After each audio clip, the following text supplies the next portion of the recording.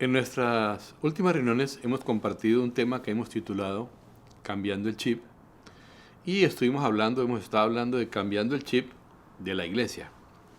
Hoy vamos a comenzar un nuevo tema que es cambiando el chip en cuanto al llamado ministerio, pero permíteme hacer un pequeño resumen de lo último que vimos acerca de cambiar el chip en cuanto a la iglesia y arrancar a partir de allí.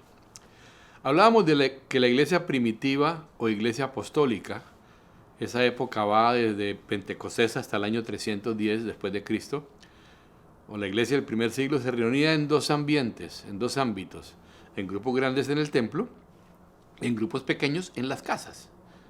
Encontramos en ese tiempo la iglesia creciendo, la iglesia está en la comunidad, está bajo persecución, sí, pero de todas maneras el evangelio se está extendiendo por todo el mundo conocido. En el año 313 después de Cristo, el emperador Constantino tuvo un sueño, una noche, y en ese sueño él vio una cruz y sobre la cruz estaban las siguientes palabras: conquista con esta señal. Y después de hacerse un gran estandarte con la cruz, fue a una batalla y ganó dicha batalla. Entonces Constantino, a causa de esta experiencia, se convierte, entre comillas, al cristianismo y dicta un decreto para no perseguir más al cristianismo, para que no se persiguiera más al cristianismo, el decreto de Milán. Luego, en el año 323, él comenzó a construir muchos grandes edificios para las iglesias hasta el año 327. Su intención fue, pensó tal vez, no, pobrecitos cristianos escondidos en las casas, siendo perseguidos, teniendo que reunirse allá, yo quiero ayudarles. Entonces empezó a construir esos grandes edificios. ¿Y qué pasó entonces? Bueno, antes la iglesia era perseguida, pero crecía de manera constante. La iglesia estaba metida en medio de la comunidad, en las casas. Tanto hombres como mujeres están liderando la iglesia y se podría decir que tanto hombres como mujeres eran como pastores dentro de esas comunidades. El énfasis era ser un pueblo santo. El enfoque o el centro del asunto era la comunidad bíblica. Los cristianos estaban dispuestos a morir uno por otro. También todo lo que tenían lo compartían entre sí. ¿Qué impacto produjo esto en la iglesia? En primer lugar, esto deterioró la vida comunitaria, un deterioro de la vida comunitaria. La iglesia salió de la comunidad, como ya dijimos, y se centró en el edificio. Y entonces cambiaron el énfasis de pequeños grupos o reuniones en pequeños grupos a grandes reuniones. En segundo lugar, se cambió de mentalidad de pueblo santo a edificio santo. Y entonces la iglesia se redefinió más como un edificio y no como una comunidad de creyentes. La gente empezó a ir a la iglesia en lugar de ser la iglesia, de continuar siendo la iglesia. Y en tercer lugar, cambió de funciones, de pueblo santo a hombre santo. ¿Por qué? Porque en aquel tiempo todo creyente era un predicador. Cada creyente se veía a sí mismo como un ministro del evangelio. Cada uno debía predicar el evangelio y de hecho lo hacía. Pero en este momento están escondidos en el edificio, solo se sientan allí y le dicen al hombre santo: aliméntame, dame de comer, dame, quiero más. La verdad es que Dios quiere que el ministerio vuelva a su pueblo. ¿Por qué? Porque cuando la gente está esparcida en la comunidad, son sal y luz. Y eso es lo que Dios dice que somos y quiere que seamos en la práctica, sal y luz. Es como si Dios nos dijera: sean la iglesia sin paredes. Así que Él quiere devolver a nosotros, su pueblo, a su papel. Que el ministerio no esté más en las manos del hombre santo y devolvérselo a su pueblo. Esto ilustra el laico operando en el sacerdocio del creyente. En los primeros días, repito, todo el mundo era un ministro, pero hoy mucha gente solo quiere venir al edificio, a un edificio, a que los entretengan o les amenicen el rato. Así que hablábamos de que es necesario un chequeo de la realidad presente de la iglesia, es indispensable, necesitamos cambiar el chip. Porque cada creyente debe ser un ministro y cumplir su llamado y ministerio. Así que vamos a comenzar ahora sí a hablar de cambiando el chip justamente en cuanto a eso, en cuanto al llamado y o el ministerio. Vamos a manera de introducción a ver un par de versículos, de textos más bien. Leamos primero Efesios 4:7. Este texto dice así: Pero a cada uno de nosotros fue dada la gracia conforme a la medida del don de Cristo, por lo cual dice, subiendo a lo alto, llevó cautiva la cautividad y dio dones a los hombres. El otro pasaje que quiero compartir con ustedes es 1 Corintios 12, versículos 4 al 11. Dice lo siguiente: ahora bien, hay diversidad de dones, pero el Espíritu es el mismo. Y hay diversidad de ministerios, pero el Señor es el mismo. Y hay diversidad de operaciones, pero Dios que hace todas las cosas en todos es el mismo.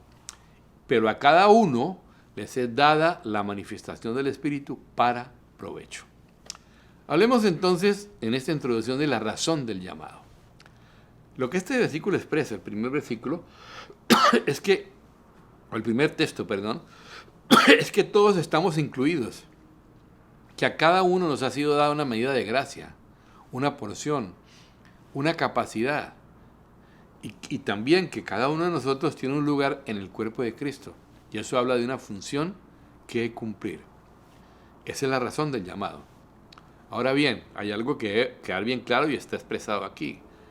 El llamamiento o el llamado es por la gracia de Dios. No sucede como en una carrera administrativa donde uno va escalando posiciones. ¿Cuál es la realidad? Bueno, cuando yo nazco de nuevo, Dios me pone o me da lo que yo voy a hacer y o a hacer. Ser y hacer. Y luego, esto se desarrolla en mi vida en la medida de mi disposición y mi compromiso. Entonces, hay un llamado para cada uno, una medida de gracia para cada uno. De manera que Dios no me va a dar gracia para cumplir aquello para lo cual yo no he sido llamado por Él a hacer o a hacer. Eso es lo primero que debe quedar claro. Ahora, ¿cuál es el propósito del llamado?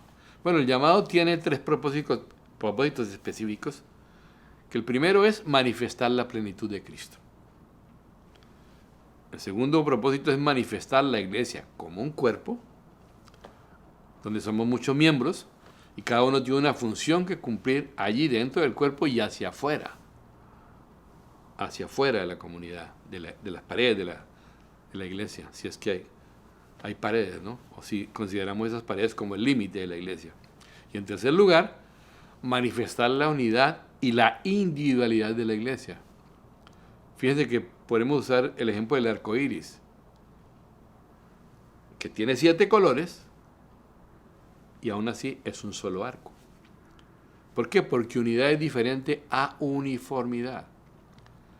No se trata de ser como productos en serie de una fábrica, iguales todos, como clones, ¿no? Con las mismas características. No, se trata más bien de un ambiente de unidad donde las capacidades de cada uno se puedan desarrollar de forma individual y cada uno aporte a nivel general, a nivel corporal.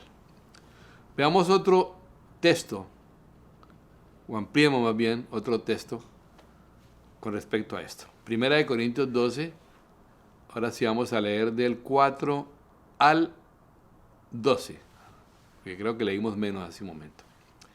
Ahora bien, hay diversidad de dones, pero el Espíritu es el mismo. Y hay diversidad de ministerios, pero el Señor es el mismo. Y hay diversidad de operaciones, pero Dios, que hace todas las cosas en todos, es el mismo. Pero a cada uno le es dada la manifestación del Espíritu para provecho. Porque a este es dada por el Espíritu palabra de sabiduría, a otro palabra de ciencia según el mismo Espíritu, a otro fe por el mismo Espíritu, y a otro dones de sanidades por el mismo Espíritu.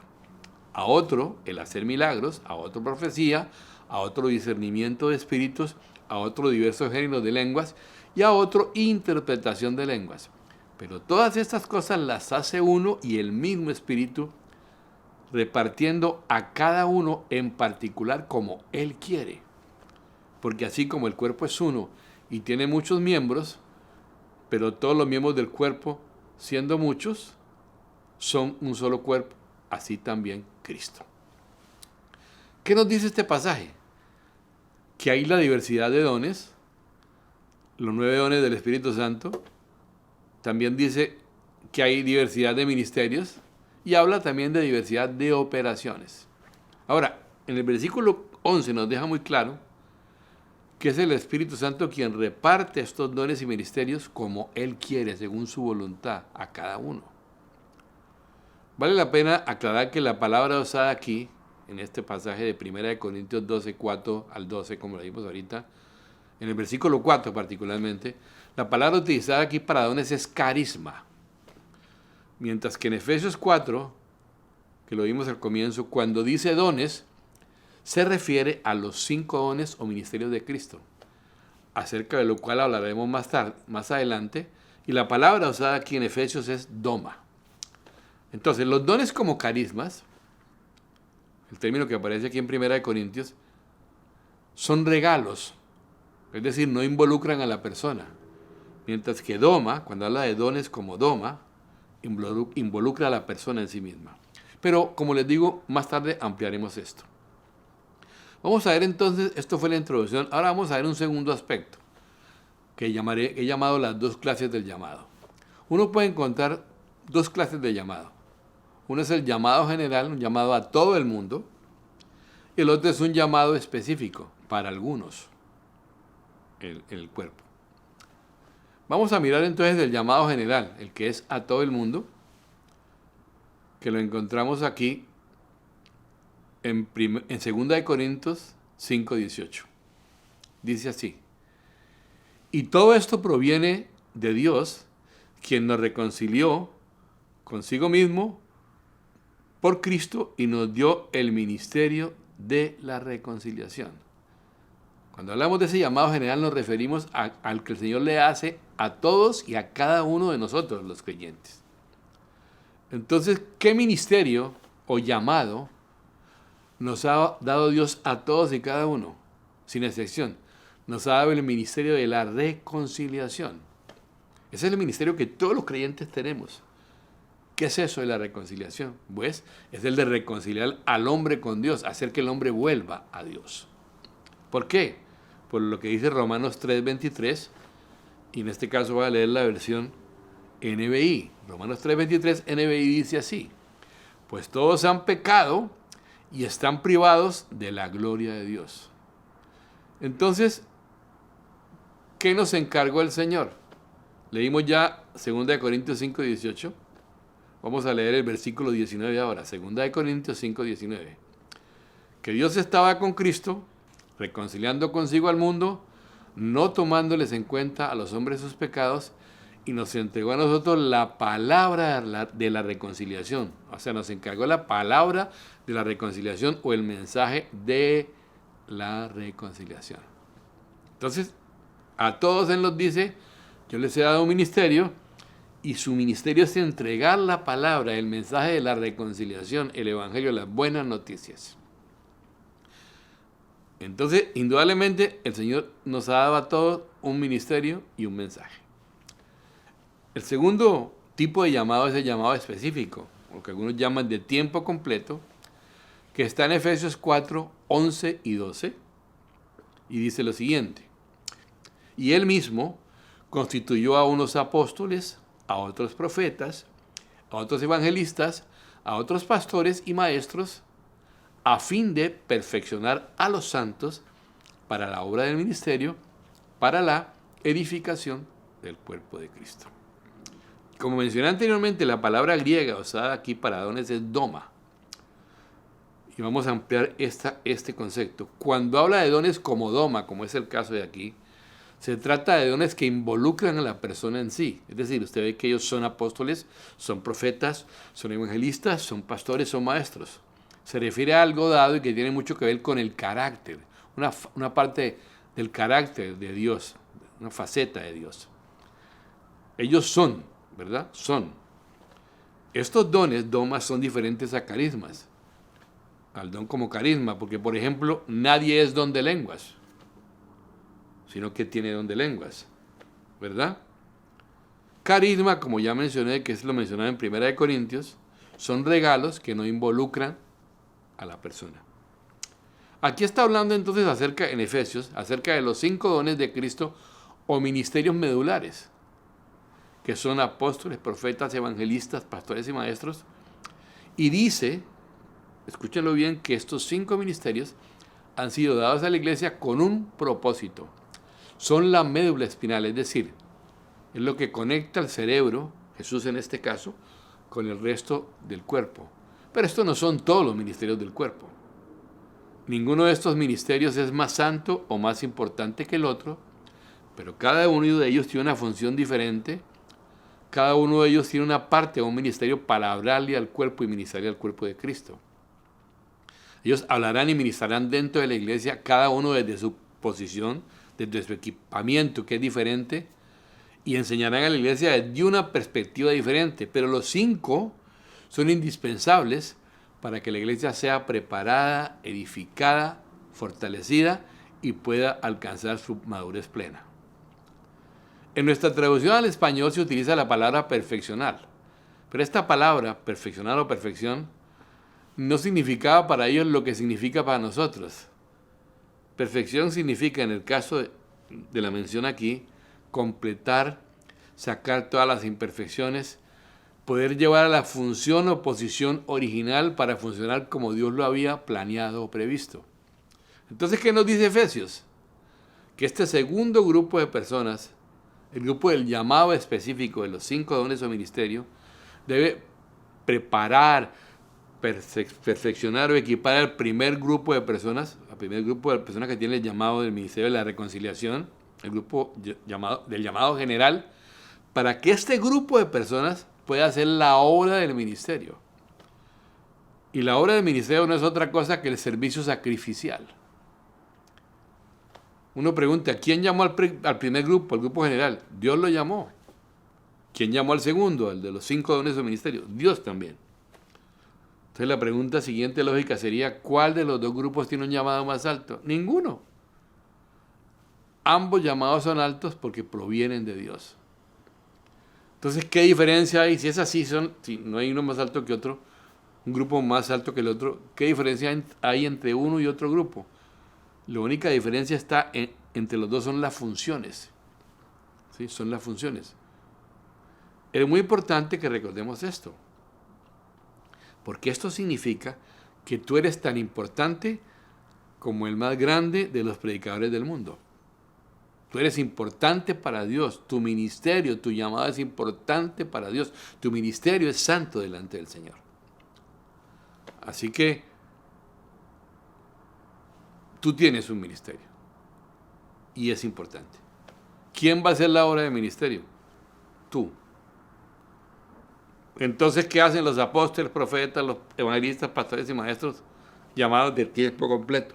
Repito, ellos preparan al primer grupo de personas llamado general para que ellos puedan hacer la obra del ministerio. De manera que los ministros de tiempo completo ya tenemos definido aquí lo que nos toca hacer, nuestro trabajo, equipar a los creyentes. Los creyentes tienen que hacer la obra del ministerio. ¿Sí? Predicar, discipular, consejería, oración, administración, organización, pastoreo en alguna medida. Esa es la descripción del trabajo de los creyentes. Según la Biblia son los laicos, no los ministros ordenados quienes deben hacer la obra del ministerio. Ahora, en cuanto a los 9 dones del Espíritu, que mencionamos también, y a otros que no vamos a ver, porque están en otros pasajes, como por ejemplo, servicio, ministerio, enseñanza, exhortación, estimular la fe, dar ánimo, dar ofrendas, contribuir, generosidad, liderazgo, misericordia, consolar al afligido, etcétera, presidir, bueno, etcétera, una cantidad de cosas, mostrar amabilidad, son cosas que marcan el servicio. Es importante que entendamos la diferencia entre dones espirituales y responsabilidades cristianas básicas. Porque las responsabilidades cristianas básicas afectan a todos los cristianos, sin importar qué tan dotados estén en el área de los dones o no. Es decir, no se espera entonces que cada cristiano tenga y opere en forma práctica en todos los dones espirituales. Lo que se espera es que esto lo hagan solo aquellos que los tienen en diferente medida. Pero las diferentes responsabilidades cristianas básicas, tienen que ser practicadas por todos los cristianos. Por ejemplo, no todos los cristianos tienen el don de la evangelización o el ministerio de evangelista, ¿verdad? Pero todos tienen la responsabilidad de compartir su fe. Es decir, todos los cristianos tenemos el ministerio o la responsabilidad de la reconciliación, de reconciliar al hombre con Dios. Esta es simplemente una de sus responsabilidades básicas. Y para compartir nuestra fe con los demás, no necesitamos tener el don de la evangelización, que eso no hay tal cosa, o ser un evangelista. No todos los cristianos tienen el don de la generosidad. Hay gente que tiene eso como un don. Pero poner a disposición del Señor una porción de las ganancias de cada uno es un deber de todo cristiano. Y desde luego no se necesita el don de la generosidad para ofrendar, para dar. No todos los cristianos tienen el don de la fe. Sin embargo, todos los cristianos tienen la responsabilidad cristiana básica de confiar en Cristo para todos los retos de la vida. Para poner tu confianza en Dios no necesitas tener don de fe. Ya tienes una medida de fe, como dice la palabra, que te fue entregada en el momento del nuevo nacimiento. Resumiendo, aunque no seas parte de los 5 ministerios, ni tengas muchos dones de la lista de 1 Corintios, el Señor nos da por lo menos uno, a todos. Aunque no tengas eso, tienes que cumplir con las responsabilidades cristianas prácticas o básicas, entre las cuales hay una que es fundamental, y es el ministerio o el llamado que todos los creyentes tenemos, el ministerio de la reconciliación, que es parte de la Gran Comisión, y nuestro testimonio es una herramienta fundamental para cumplir con ese llamado y mandato. Vamos a hablar en tercer lugar del llamado personal y la Gran Comisión. Y para ello empecemos hablando de la visión y el llamado de Dios. Quiero que me acompañe a leer Proverbios 29:18. Voy a leer la versión Biblia al día. Proverbios 29:18. Dice, donde no hay visión, el pueblo se extravía. Es decir, cuando tú no tienes visión, estás perdido. ¿Cuál es la verdad? Dios nos creó a cada uno de nosotros con una visión única. Y tiene tremendos planes para cada uno de nosotros que nadie más podría llevar a cabo. Tiene grandes planes para ti que nadie más que tú puede llevar a cabo. Ahora, ¿qué es una visión? La visión, una de las definiciones que uno puede dar de visión, es algo que tú ves hacia el futuro y es la clave para que puedas cumplir tu propósito en la vida. ¿Por qué? Porque tú has nacido para ser diferente. Tú fuiste diseñado por Dios no para ser uno más en la mitad de un montón, sino para destacarte en medio de todos, tal como pasa con las flores, ¿no? Que aunque hay una variedad de ellas, una gran variedad, todas son flores, pero cada una es única en su especie, aún más. Cuando tú miras un manojo de flores de la misma especie, aún entre ellas son diferentes. Dios también puso dentro de cada persona una visión única que ha sido diseñada para darle un propósito y un verdadero significado a la vida. Y siempre el diseño, nuestro diseño, o el diseño de todo está de acuerdo, pero particularmente nuestro diseño está de acuerdo con el propósito de Dios con nosotros. Así que vivir con un propósito es vivir tu vida por diseño. Tú y yo hemos nacido para ser conocidos por algo. Y cada uno de nosotros fue creado para llevar a cabo algo específico que nadie más realmente puede hacer de esa manera. El apóstol Edgardo Peña escribió la siguiente frase: sin identidad no hay sentido de propósito, y sin sentido de propósito no hay profundidad de compromiso. Entonces, lo que a un hijo de Dios le determina su destino y le da sentido de propósito es el llamado de Dios para su vida. No es otra cosa que el cumplimiento de la visión de Dios para ti o para mí. Así que el propósito de mi vida y de tu vida es cumplir con el llamado de Dios. Ahora, ¿cómo funciona esto en la práctica? ¿Cómo funciona el cumplimiento de la visión en la práctica? Escuché esto de uno de los hombres de Dios que he consultado. No recuerdo cuál exactamente, pero vamos a leer Proverbios 18:16. Voy a leer una versión que es Reina Valera 2000. Proverbios 18:16, Reina Valera 2000.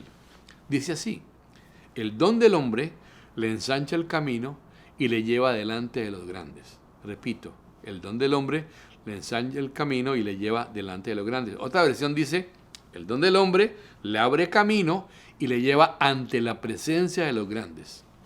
Según esas traducciones, podríamos concluir que tú fuiste diseñado para ser conocido por medio de tu don. Así que Dios ha puesto un don o talento en cada ser humano, una habilidad.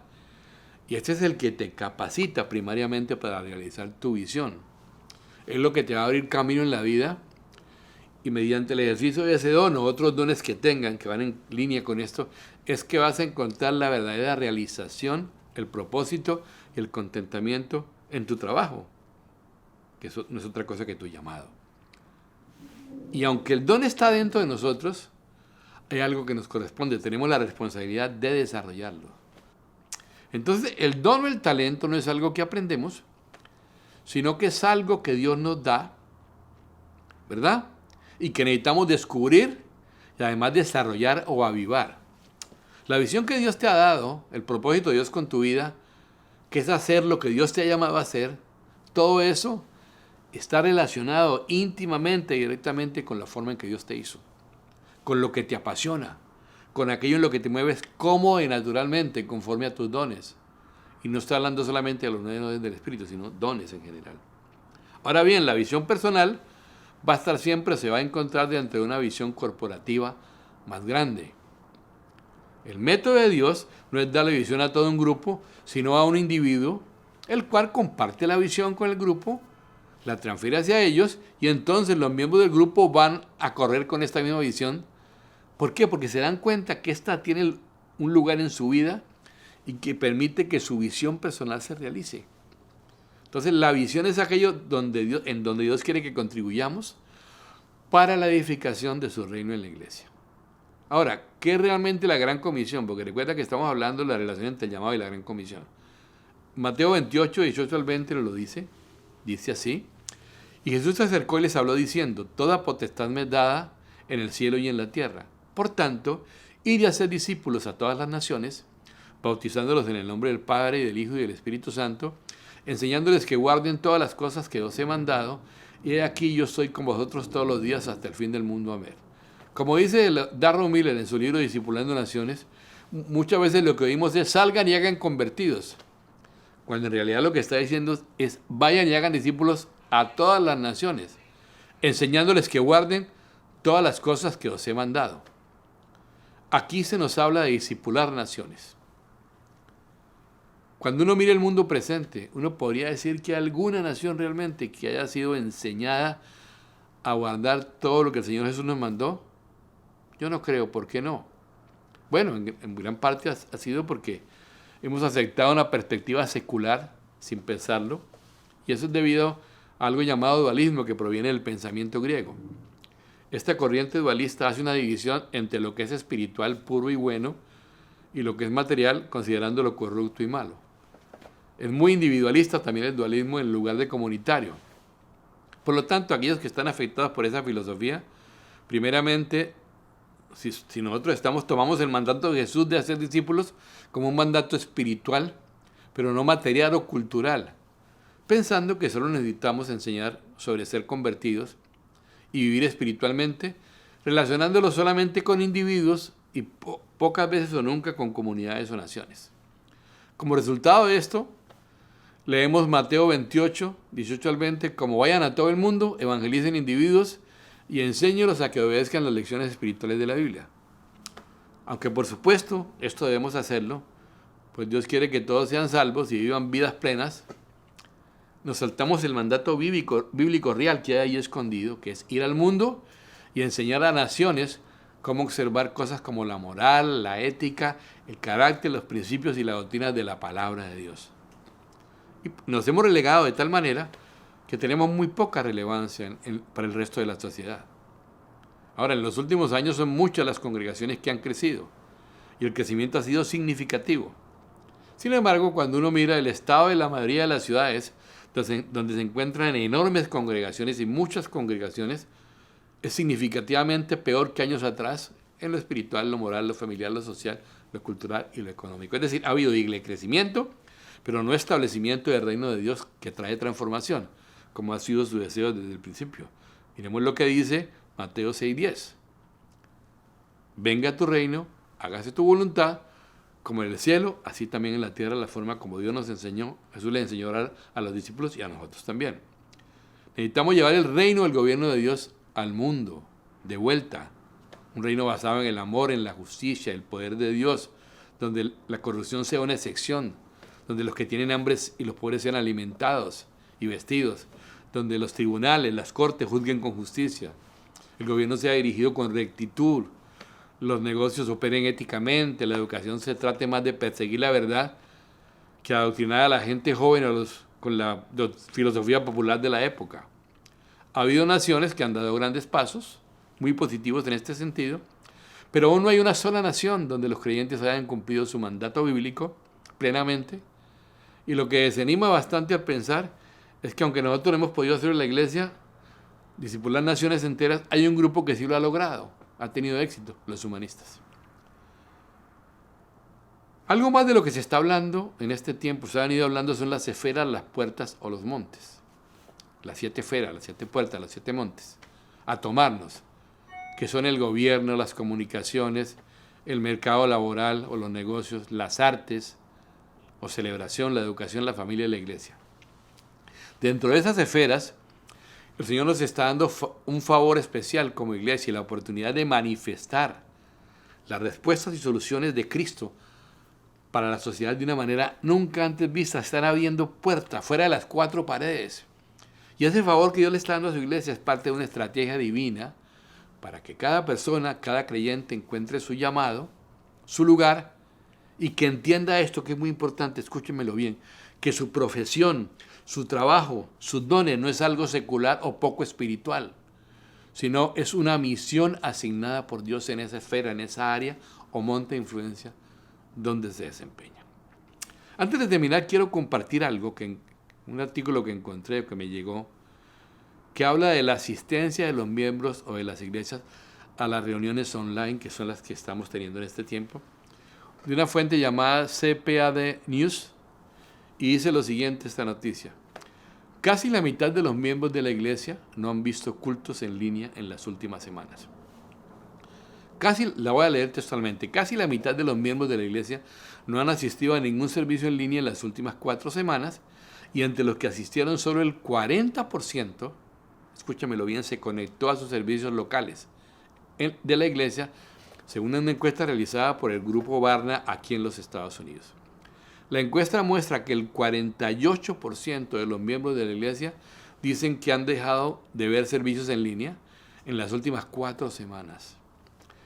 Del 52% que asistió a los servicios, el 40% vio la transmisión de su propia iglesia y el 23% vio los servicios de una iglesia diferente. Eso significa que las iglesias que están creciendo están atrayendo a personas de iglesias que no están creciendo. Dijo en su blog un pastor llamado Care Newhoff, fundador de la iglesia Connexus en Ontario, Canadá. Dice, si bien los líderes cristianos están pidiendo que las iglesias vuelvan a abrir para reanudar los servicios cara a cara, la investigación muestra que no todos planean regresar a los bancos. Por tentador que sea volver a abrir las puertas y creer que todos regresarán, los datos ahora muestran que probablemente esto no sea el caso, señaló Newhoff. Para empezar, dice, la distancia social hace que las salas completas sean imposibles de llenar, los salones completos. Y hasta que sea seguro celebrar reuniones masivas, no es prudente hacerlo.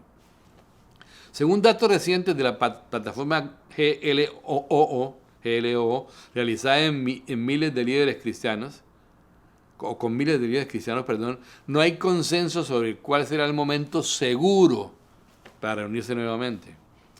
Alrededor del 21.5% de los pastores dicen que reanudarían los servicios cara a cara cuando los casos de coronavirus disminuyan. Bueno, el 17% reanudará solo cuando se alivien las pautas para el aislamiento social. Y el 14% se reanudará cuando se abran las empresas locales. Alrededor del 15% exige que se cumplan todas las condiciones mencionadas anteriormente antes de la reapertura, mientras que el 10% no está seguro del mejor momento para reanudar los servicios. Otro 8% señaló que abrir restaurantes locales sería una buena señal para reabrir. Basado en su posición como pastor, Newhoff aconseja a los líderes que se preparen para la decepción emocional cuando vean iglesias llenas de asientos vacíos. Dice, esta puede ser la realidad por un tiempo todavía. Creo que muchos líderes son reacios a carecer de normalidad más de lo que creen. Busque consejo, hable con un amigo, ore y prepárese para un descanso más largo de lo que desea. Es lo que a veces requiere el liderazgo, observó. Newhoff también dijo que la pandemia de coronavirus ha acelerado la inmersión digital en muchos sectores, especialmente, en las iglesias. Y predice que las iglesias que crecerán más en el futuro se convertirán en organizaciones digitales con expresiones físicas, y no en lo contrario, no en organizaciones físicas con presencia digital. Sé que muchos se oponen a esto, dice, pero es una tontería ignorar el hecho de que las personas se conectan más fácilmente en línea y admiten la verdad más rápidamente en línea que en persona, dijo Newhoff. Volver a colocar la iglesia digital en el estante, guardarla pues, es ignorar la mayor oportunidad que la iglesia tiene hoy para llegar a la gente. Habiendo compartido esto, vamos a orar entonces. Padre, muchas gracias por el privilegio de compartir tu palabra. Muchas gracias por poder compartir acerca de cambiar el chip en cuanto al llamado al ministerio, que a veces ha sido separado de los dones que tenemos y de nuestras profesiones y las habilidades que tenemos, pero en tu propósito y en tu plan no es así, porque tu plan es que penetremos todas las esferas donde nos movemos ejerciendo nuestros trabajos seculares, que son parte de tu llamado para nosotros y en algunos casos son tu llamado para nosotros. Te doy gracias también por cada uno de mis hermanos que están conectados aquí. Bendigo sus vidas y declaro que ningún arma forjada contra nosotros prosperará. Y declaro que ninguna cosa que el enemigo planee va a detener el avance de la iglesia ni detendrá el propósito que tienes con cada uno. Te doy gracias por cada uno y los bendigo en el nombre de Jesús. Bien, mis amados, nos veremos, Dios mediante, el próximo domingo, donde comentaremos otra esfera de cambio de chip, y es cambiando el chip en cuanto a la familia. No se le pierdan, los esperamos.